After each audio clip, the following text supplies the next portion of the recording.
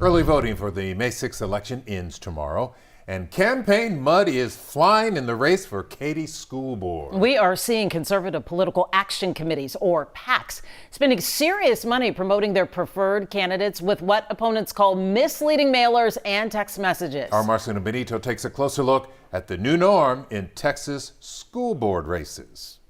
Guys, education-centered political action committees, or PACs, have exploded across Texas. In 2014, there were only an estimated 3 registered through the State Ethics Commission.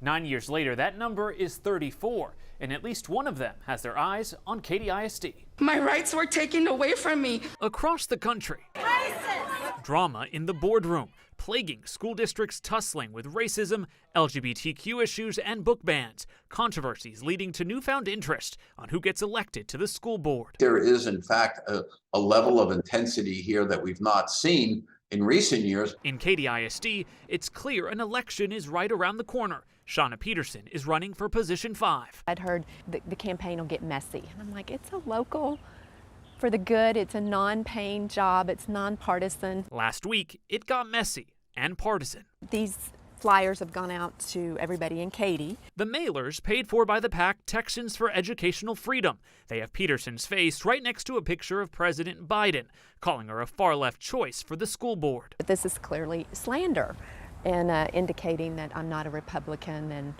for things that I'm not for. Bruce Bradford, a self-described conservative moderate who's voted Republican for years, is running for position 3. His face was on the same flyer, this time next to Beto O'Rourke. I thought, have I been transported into Washington, D.C.? And because, these are the kind of things in these flyers that, you would have seen in the last presidential election. Bradford says misleading text messages are showing up on voters' phones, too. Some of the dirty sides of politics has raised their ugly heads. KHOU political analyst Bob Stein says it's a clear effort to prop up more extreme candidates. What you're seeing are Republicans who are falling over themselves to be essentially anti-woke, anti-critical race theory. The PAC behind these flyers, Texans for Educational Freedom, formed in 2021. They spent nearly $500,000 in the last 2 years, backing local candidates in Conroe, Cy-Fair, Klein, Humble, and Spring Branch ISDs. But it's also, of course, mobilizing voters. Whether efforts in Katy ISD will work this time remains to be seen,